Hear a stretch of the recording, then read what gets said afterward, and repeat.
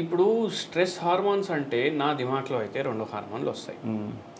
ఒకటి అడ్రినలిన్, ఒకటి కార్టిజాల్. ఈ 2 గట్ వల్ల ఎట్లా ఎఫెక్ట్ అవుతాయి అది జరా చెప్పండి. మళ్ళీ ఇంకోటి ఏంది అంటే ఎఫెక్ట్ అవుతున్నాయి ఏ బాడీ పార్ట్ మీద ఎఫెక్ట్ చేస్తాయి? చూడండి, ఇప్పుడు అడ్రినలిన్ అన్నారు. అడ్రినలిన్కి ఇంకొక నేమ్ ఉంటుంది, ఏంటిది? ఎపినెఫ్రిన్. సో అది హ్యాపీ హార్మోన్ కూడా. At the same time excess అయితే మీకు మంచిది కాదు. సో కార్టిజాల్ ఎక్కువ అయితే ఏమేమి ఆర్గన్స్ ఎఫెక్ట్ అవుతాయి? స్ట్రెస్. ఇప్పుడు గుర్తుపెట్టుకోండి, కొంతమంది లావు ఉన్న వాళ్ళు ఉంటారు. సో వాళ్ళకి ఏమవుతుంది అని అంటే స్ట్రెస్ ఎక్కువ అయితే ఆటోమేటిక్గా ఇన్సులిన్ రెసిస్టెన్స్ డెవలప్ అవుతుంది. అంటే ప్యాంక్రియాస్ ఎఫెక్ట్ అయ్యే ఛాన్స్ ఉంటుంది. ఓవరాల్గా అది కూడా మళ్ళీ గట్ట కిందికే వస్తుంది.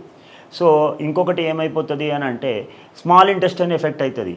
స్మాల్ ఇంటెస్టైన్ ఎఫెక్ట్ అయినప్పుడు ఏమవుతుంది అని అంటే కాల్షియం అనేది తగ్గిపోతుంది. ఎప్పుడైతే కాల్షియం తగ్గిపోతుందో బోన్స్ అండ్ జాయింట్స్ మీద ఎఫెక్ట్ ఉంటుంది. అంటే మస్క్యులోస్కెలిటల్ సిస్టమ్ మీద కూడా ఎఫెక్ట్ పడుతుంది.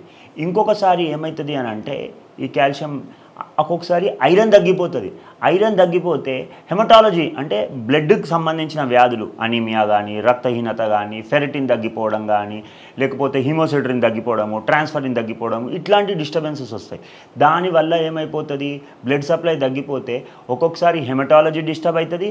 ఇంకొకటి ట్రైకాలజీ అంటే హెయిర్ ఫాల్ కూడా దెబ్బతింటుంది.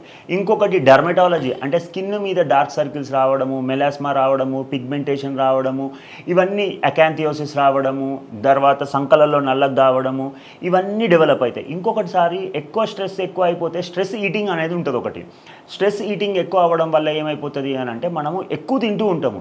దానివల్ల ఒబేసిటీ డెవలప్ అవుతుంది. అంటే వెయిట్ గెయిన్ అయిపోతుంది. మళ్ళీ వెయిట్ గెయిన్ అయితే ఏమవుతుంది, మీకు ఆటోమేటిక్గా దగ్గు రావడం జరుగుతుంది. మస్క్యులోస్కెలిటల్ జాయింట్స్ మీద ఎఫెక్ట్ అవుతుంది, బోన్స్ మీద ఎఫెక్ట్ అవుతుంది. ఇట్లా స్ట్రెస్ తర్వాత అది గట్. అందుకే గట్ అనేదే మెయిన్.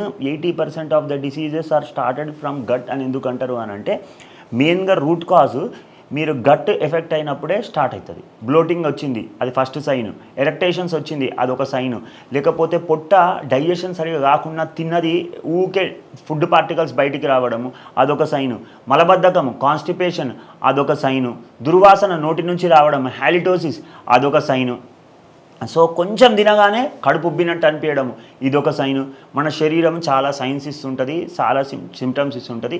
సో మీకు ఎప్పుడైతే తినగానే బ్లోటింగ్ అనిపించింది అనుకోండి, డాక్టర్ దగ్గరికి వెళ్ళండి. లేకపోతే మలబద్ధకం స్టార్ట్ అయింది అనుకోండి, డాక్టర్ దగ్గరికి వెళ్ళండి. తేన్పులు, బెల్చింగ్, ఎరక్టేషన్స్ వచ్చినాయి అనుకోండి, డాక్టర్ దగ్గరికి వెళ్ళండి.